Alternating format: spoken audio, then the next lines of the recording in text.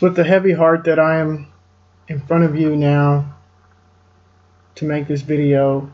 Kind of my last words. It's really unfortunate that I have to make this video. You see, I am a victim of covert harassment and electronic harassment and gang stalking. I'm what's called a targeted individual. There are thousands of targeted individuals in the United States of America, and we unfortunately are subjected to some pretty heinous treatment, which I'll detail in this video. You can find out more about what a targeted individual is simply by Googling or YouTubing the words targeted individual or gang stalking, and you'll see the videos and postings and articles and stuff like that about what a targeted individual is. And on YouTube, you'll actually hear the stories of other targeted individuals, the videos that they posted about what their experiences are. They won't be that different from what you hear from me today. I think mine might be a little bit more comprehensive in explaining exactly what a targeted individual is and what a targeted individual experiences on a day-to-day basis. So I'll just go straight to it. Talking about gang stalking in general, which is what a targeted individual experiences. The goal of gang stalking is literally to drive a targeted individual crazy. It's a very comprehensive program, and sadly it's a government program. Its roots are in programs known as MK Ultra and COINTELPRO, which should have been eliminated, but unfortunately they are still around. They're not only still around, but they're actually far more comprehensive and more detailed than they were even when those programs were popular. But like I said, the goal is literally to isolate the person, make them destitute and financially unstable to the point where they can't take care of themselves. Many targeted individuals live in homeless shelters and on the street. And they employ various tactics to accomplish their goal of destroying targeted individuals. The most common experience that you'll hear is, and why the term gang stalking comes about, is because they'll have people follow you around. Whenever you go into public places, like if you're driving on the street, people in cars will follow you around, and they make themselves very known that they're there and they are present and they are looking at you. If you go any public place, like going shopping or anything like that, they'll follow you around the stores. And as sick as this may sound, I've even had stalkers follow me into church while I was in Las Cruces and in Houston. I've had stalkers follow me into church to harass me. That's how sick this program is. It's literally to keep the targeted individual agitated, stressed out, and never really have their mind at ease, to make them paranoid. They employ isolation tactics. They basically try to convince your family, your friends, your neighbors, your coworkers that they should be keeping an eye on you for whatever reason. They do this. Some of them they pay off to keep an eye on you, to look at you in strange ways. They do this through blackmail. They'll blackmail individuals into stalking you and harassing you, looking at you. And they do this to people who actually are real criminals. Targeted individuals are typically just regular Joes, everyday, ordinary, innocent people. And somehow we've ended up on this ungodly, evil list of people who have their lives literally destroyed on a day-to-day basis. Another way that they coerce everyday citizens into participating in harassing targeted individuals is that they They'll tell them lies like you're under investigation for something, or you've committed a crime, or they should keep an eye on you because you're crazy. And as you can see right now, I am totally not crazy. I'm completely sane, but they've employed these tactics against me as well to try to make me appear to be a crazy person. To the targeted individual who hasn't yet discovered that they're a targeted individual, or doesn't know exactly what it means to be a targeted individual, this experience can be pretty troubling, because all you do is you just notice that people are paying extra attention to you. People are staring at you in strange ways and stuff like that, and that can make you very uneasy naturally. There's a saying that people do anything for money, and basically if they're doing it not only for money but also based on a lie, it's weird, because they get this sort of altruistic thing because they think they're helping to prevent crime or something like that, so they have that altruistic feeling, plus they get money for it. But what they don't realize is that many of those people are just participating in an evil, ungodly program that's designed to debilitate people like me, everyday ordinary citizens. And to be honest, it's just not fair, because we didn't do anything to end up on this list.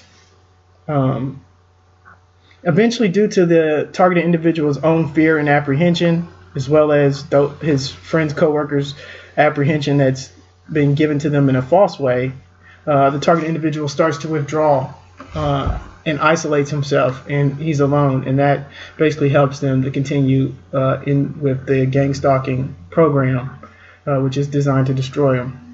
So I'm going to talk about some of the particular gang stalking methods that are utilized to harass targeted individuals. The first one I want to talk about is called anchoring. Basically, with anchoring, and this will sound very strange the way I explain this, but you have what's called control panel stalkers. These are the people who are basically in an operation center, monitoring all the targeted individuals throughout the United States of America. And then you have street level stalkers. These are the people that they actually employ to interact with targeted individuals on a day-to-day basis. But with anchoring, they will set up situations and scenarios to try to convince the targeted individual that a particular person or a particular group is the one that's actually harassing them. For example, I've heard targeted individuals say that they thought everybody in the fire department was out to get them. In my particular scenario, what they do for me is most of the people who harass me and interact with me are wearing sunglasses and stuff like that, very, very dark sunglasses, and they'll make their presence very known. They'll look at me in weird ways to try to make me paranoid or arouse fear in me or something like that. But also, one thing that they did with me is try to convince me that my neighbors were the ones who were actually harassing me. When I would be in my apartment at night, and they were very successful at this for about 2 months. 2 months before I realized that I was actually a targeted individual, or what a targeted individual even was. I would hear voices in my apartment explaining what it was that I was doing. If I went to the kitchen, they'd say stuff, oh, he's headed to the kitchen now. Or if I went to the bathroom, they'd like, oh, he's headed to the bathroom. And this sounds bad, but one particular time I didn't wash my hands. They're like, look at him. He doesn't even wash his hands when I was in the bathroom after I used the bathroom. This is the type of stuff that they do. And because I'm hearing these voices, I'm thinking, oh, my God, somebody is listening to me. And naturally, you think that it's the person closest to you. So I thought it was my neighbors above me, that somehow they had installed a video camera in my apartment. And I realized that later that wasn't the case, but I'll explain in the video later exactly what that is that gave me that false belief. The next method they use that I want to talk about is called brighting. Brighting can be very irritating, and it sounds just like what it is. When you're driving on the road, for example, a person may flash their bright lights in your face. Like when you're oncoming traffic, people will have their bright lights on you. Now, it's not unusual, obviously, to experience somebody with their bright lights on you. I mean, it's not unusual at all. People often forget, that their brights are on when they're riding at night. And then, you just give them that quick flash, and they'll flick it back to the regular dimmer lights. But with brighting, if you give them that quick flash, they don't actually click it back to the regular dimmer lights. They'll keep on the bright lights. And this is not something, it's not like a one-time occurrence. This, you expect to have something like that on a long trip happen once or twice just because that's what happens. It's happenstance. But this will happen like 10 times in one short trip. Not only with oncoming traffic, but people will come up behind you and basically when they're tailgating you and they have their bright lights on, individuals will come up really quickly and pass you, and then as they're passing you, they'll flick their bright lights on so they're shining your side mirrors and stuff like that. That's brighting. Brighting takes another form as well. When you're in your home, individuals will shine bright lights into the windows of your home. For example, they might pull up in your driveway and shine very bright lights into the door or windows of your home. It's not unusual for that type of thing to happen. People do get lost and have to turn around, but this will happen several times in one night.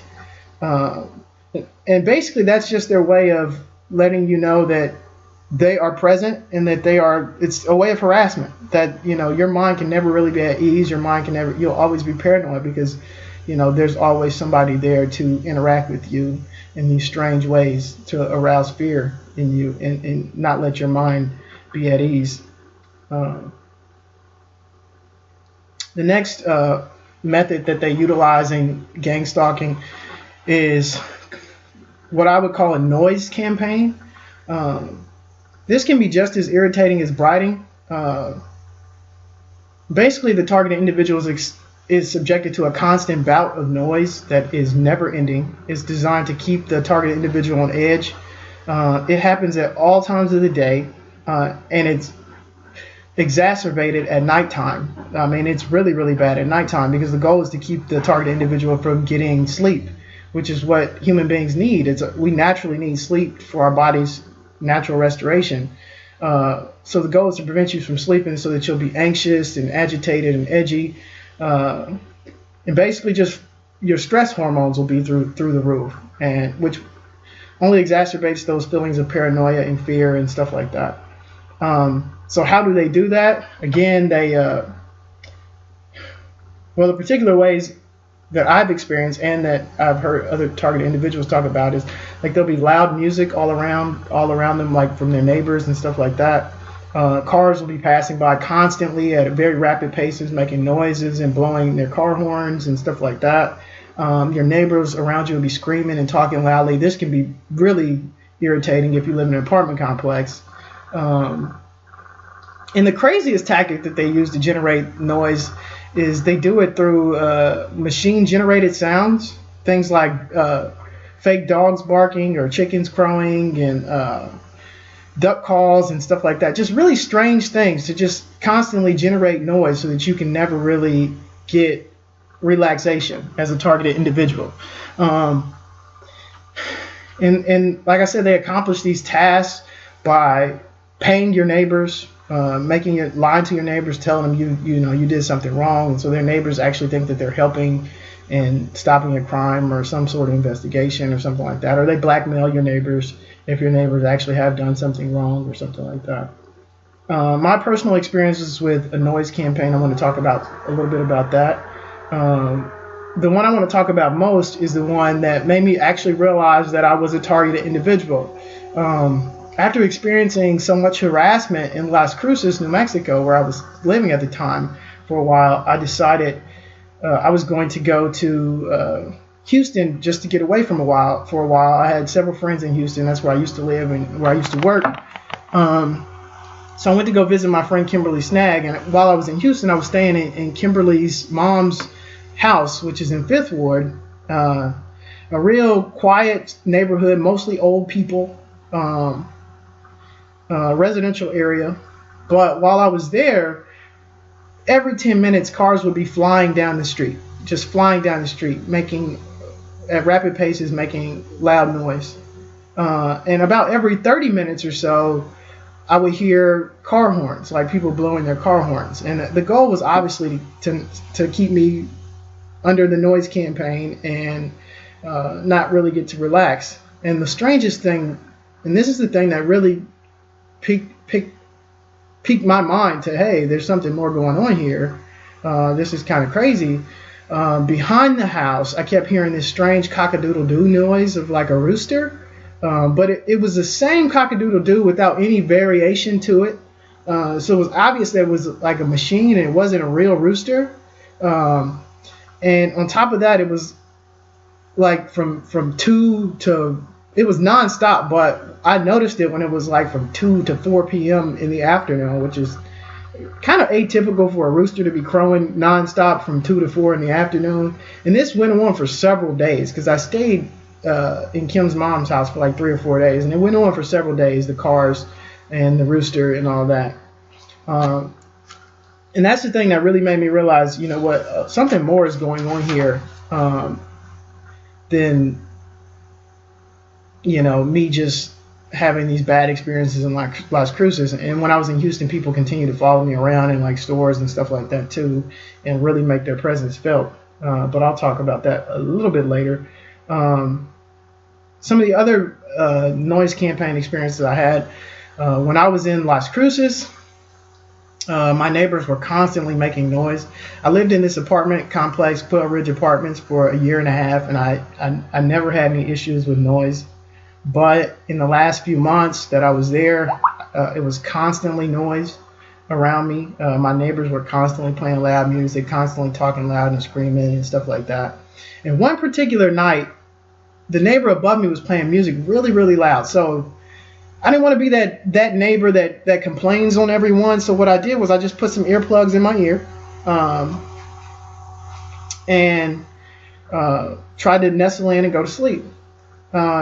Shortly after I put these earplugs in my ear, my bed actually is on the wall adjoining one of my neighbors, the neighbor that was behind me. And the headboard is literally on that adjoining wall. As soon as I put the earplugs in, I started hearing these extremely loud sex sounds. Now, mind you, I've lived here a year and a half. I've slept in my apartment a year and a half, and I've never heard any noises come out of this apartment, sex or otherwise. But on this particular night, well, I'd heard for those few months, I heard music and stuff like that, and loud talking and screaming. But on this particular night, as soon as I put the earplugs in, these loud sex sounds just started coming out of nowhere. So that kind of let me know, okay, this is part of this stupid harassment that I'm experiencing. And another noise campaign experience I had, this one is particularly bad and particularly devastating because it's actually from a family friend, and that was very hurtful. But I was staying at my friend Monica Johnson's home with her family. And I think I know why they participated in my stalking. And I hate to spill the beans on anybody, but, you know, this is kind of my last words. But her husband, Marshall, smokes marijuana. And so I think, honestly, that they were blackmailed into participating in my stalking on some sort of fear that he would, you know, face criminal prosecution for marijuana possession or marijuana use or something like that. But what happened while I was there is that, and this wasn't the first time I stayed in their home, by the way, so this is completely atypical. But while I was there, everyone was talking really, really loudly and screaming at all hours of the night. There were 3 TVs on in the house, and they were on full blast, just blaring. I was trying to sleep on the couch in the living room, and Monica and Marshall's bedroom is actually downstairs. They had their TV on in the bedroom, and it was just blaring on full blast. And then at about 3 a.m., Monica came out the room, walked outside, and then came back in, slammed the door, was screaming at the top of her lungs about how her daughter Brittany's red SUV had just been repossessed because she missed a payment. And it was so strange because I don't know how she could have heard from where she was at in the house any car come up and any tow truck come up to repossess the car, because I actually would have had a better vantage point, and there's nothing wrong with my hearing, to have heard a tow truck. I heard no tow truck whatsoever, but what I did hear was her making all sorts of noise, basically to try to keep me from relaxing and getting any sleep that particular night. The next harassment technique I want to talk about is ghosting. And this isn't actually one that I experienced, but other targeted individuals, when you watch their videos, they'll talk about it, and you'll get to hear their stories. But basically, this is where they will rearrange a targeted individual's personal belongings. For example, might break into their house, which in and of itself is wrong. They'll break into their house, rearrange their furniture, or rearrange things on their desk or in their bedroom. They'll actually rearrange lawn ornaments and stuff like that are in the yard. So when the targeted individual returns back to their home, they see that things are sort of out of place. And that obviously arouses fear and paranoia and apprehension and stuff like that to further exacerbate this evil, ungodly program that they participate in to try to harass targeted individuals.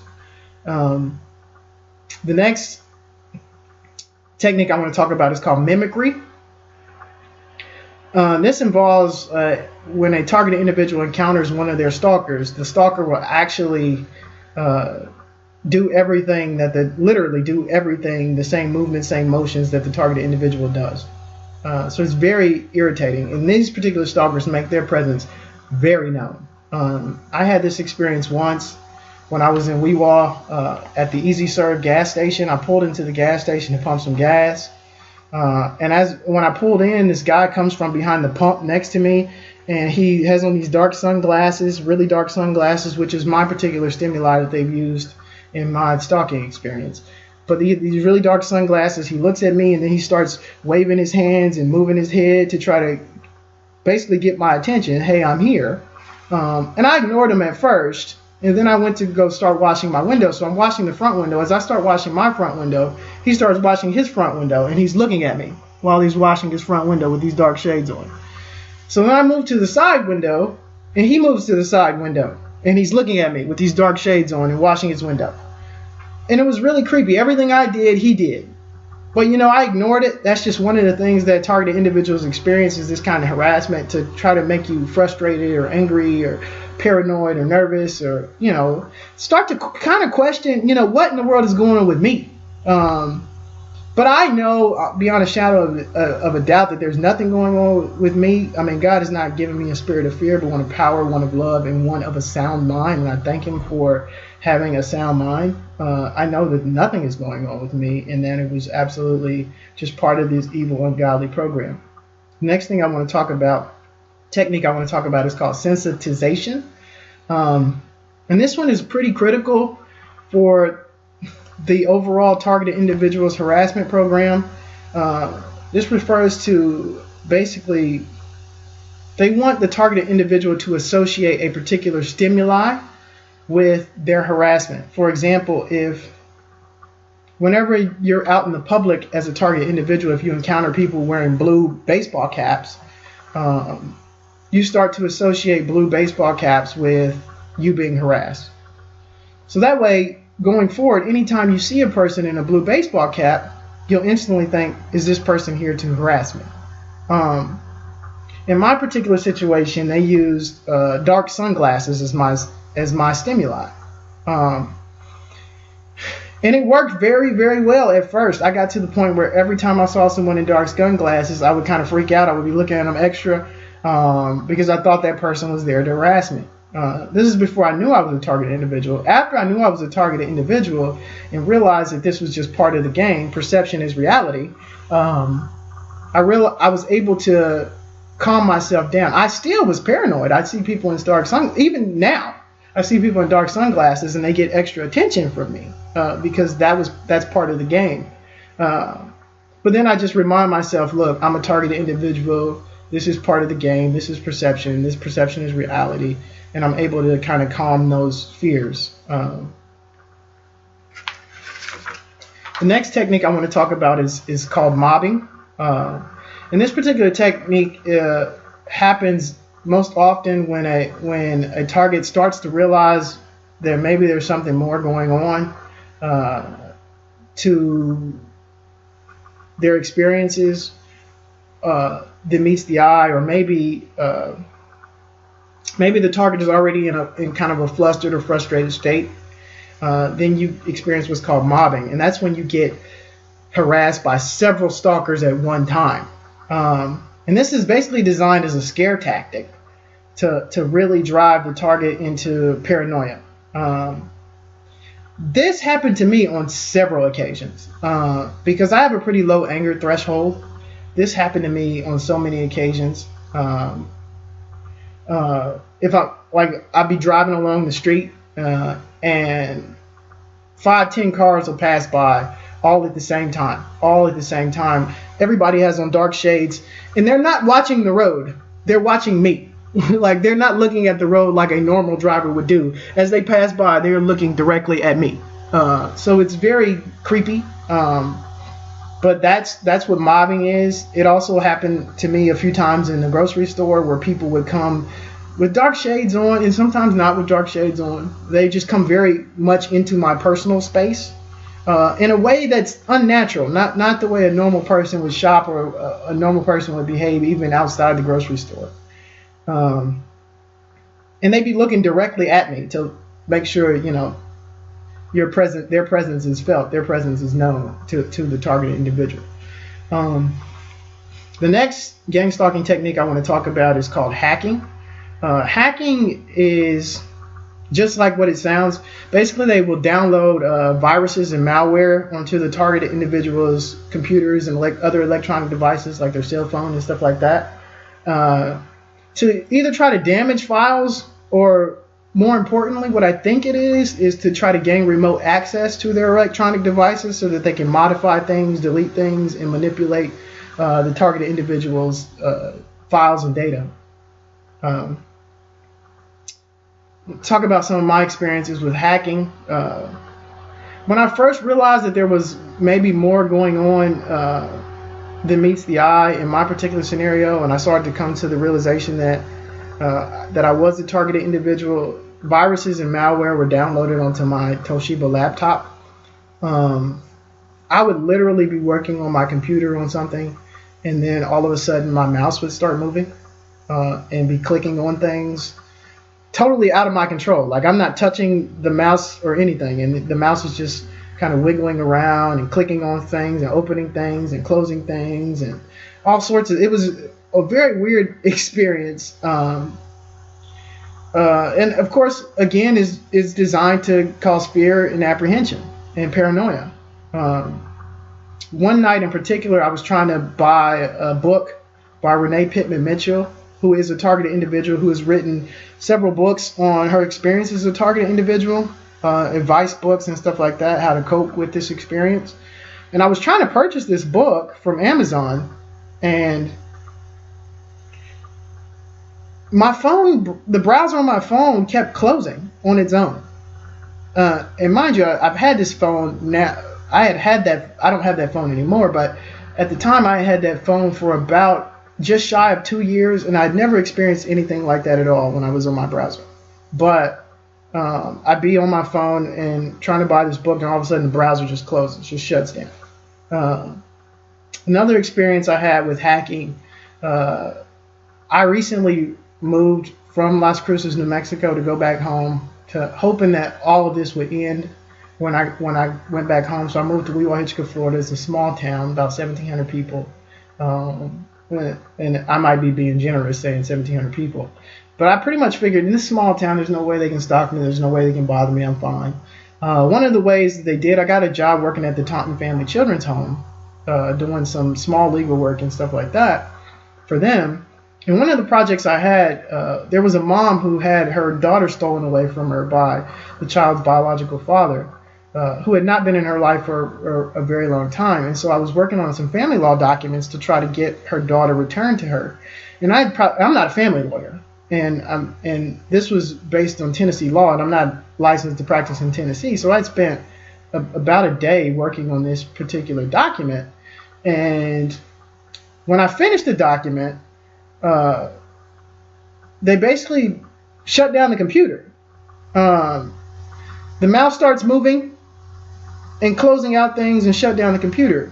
So when I turn the computer back on, thank God, the auto recovery saved my document. And I didn't lose all the file and all the data I had been working on because I was working under a time deadline.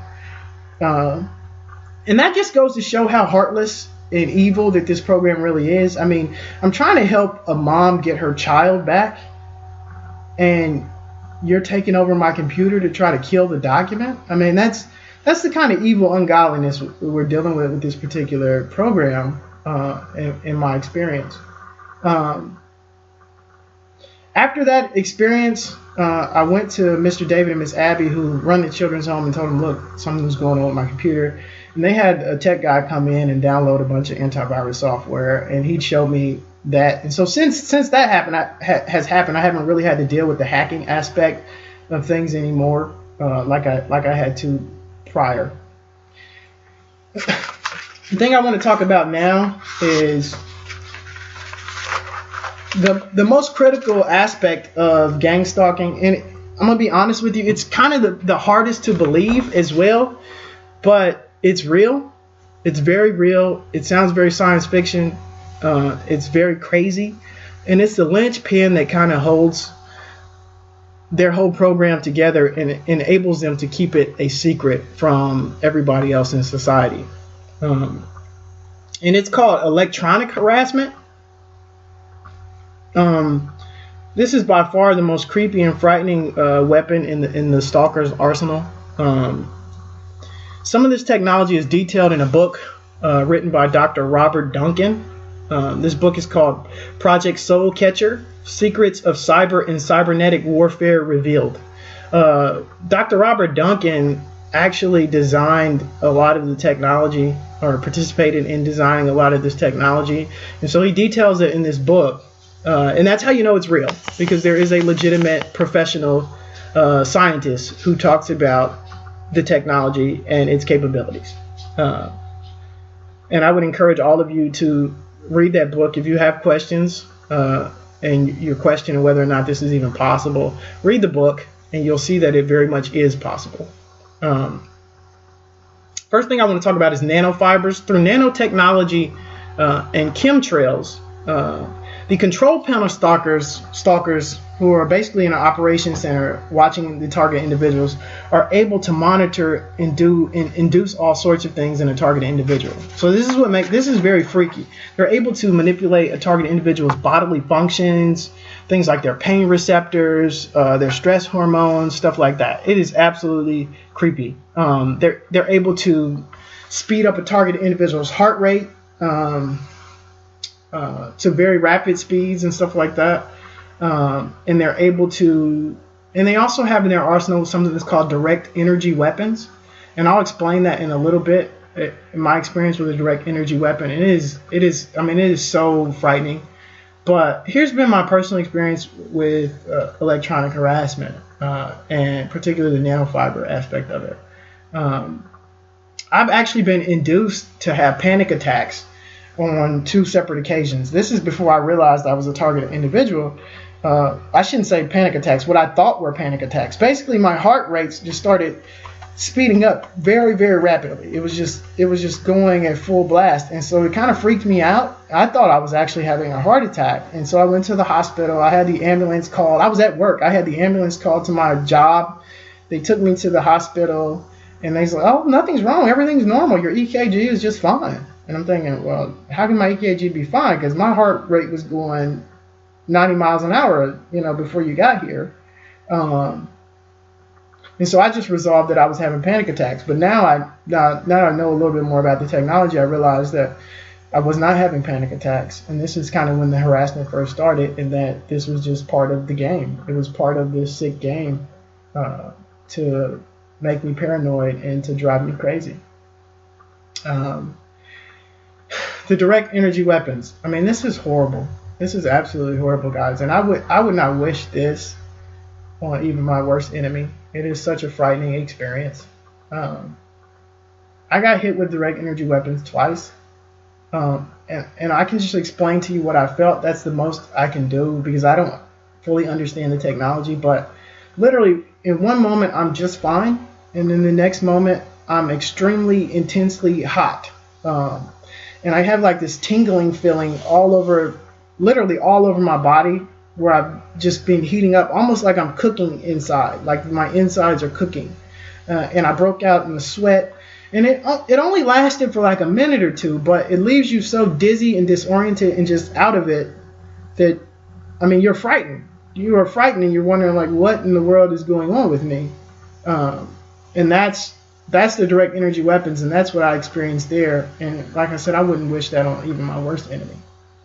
And the last technology I want to talk about, and this is Dr. Duncan's, really his work. A lot of this is his work, and this is what's known as psychotronic weapons. I would encourage any of you to kind of just Google that term, psychotronic weapons. And this is voice of God weapons, or voice of God technology, and image induction technology. And this sounds very freaky in science fiction, but it's also very real. Again, I would encourage you to take a look at his book if you don't believe me, or just YouTube Dr. Robert Duncan, and you may even find some videos about his technology on YouTube. But basically, through the use of microwave radio frequency radiation, control panel stalkers are able to literally induce sound into the cochlea of a targeted individual's ear, to make it appear as though they are hearing voices. And I know that sounds totally crazy, but trust me, get the book, find out something about Robert Duncan, and you'll see that it's real.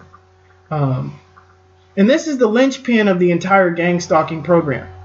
Because to the target individual that doesn't know that they're a target individual, or doesn't know exactly how this technology works and fits into the whole scheme of them being a target individual, all you know is that you're hearing voices. You're hearing voices in your ear.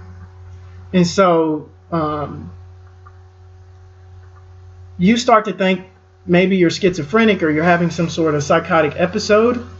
And if you try to explain to somebody else, hey, I'm hearing voices in my ear, then naturally they're going to have the same conclusion. They're going to think, okay, you're being schizophrenic or you're having some kind of psychotic episode. And reality is that you're not. It's these voice of God weapons. And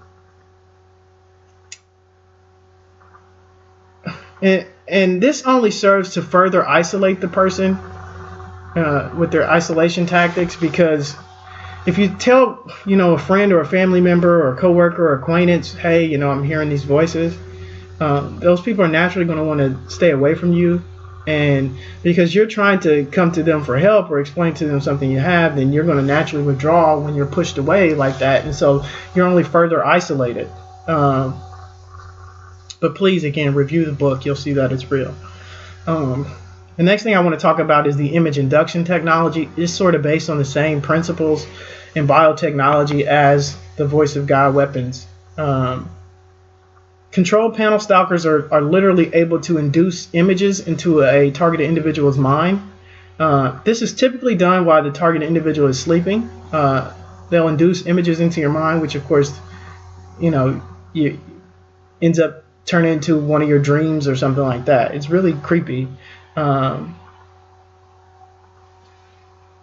it works in reverse. As creepy as this may sound, it works in reverse as well. Control panel stalkers are able to see any images originating in the target individual's mind, both actual images and fictional images. And by actual images, I mean, like literally, they can see what I see out of my own two eyes. They can see what I'm looking at out of my own two eyes through this image induction technology. But they can also see fictional images. So any thoughts of images that are in my mind. So if I'm thinking about something in my memory, something that happened several years ago, and I have an image of that in my mind, then they can actually see that too. Or if I'm imagining something, there's an image that I'm imagining in my mind, they can actually see that too. And I know that sounds very science fiction, very crazy, but again, look at Dr. Robert Duncan's book. You'll see that it's not.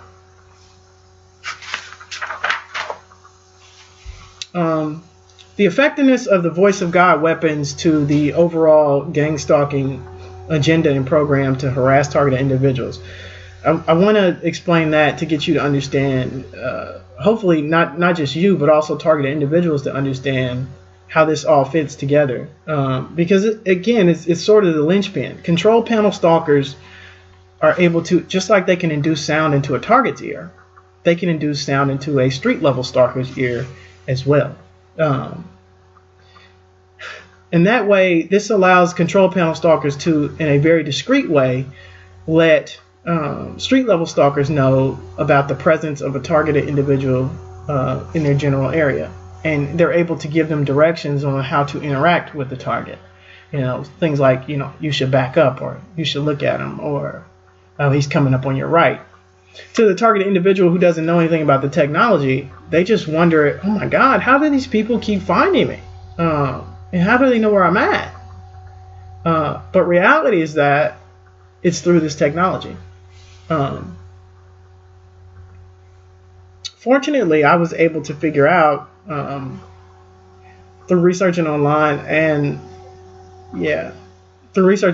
I was able to figure out about this technology.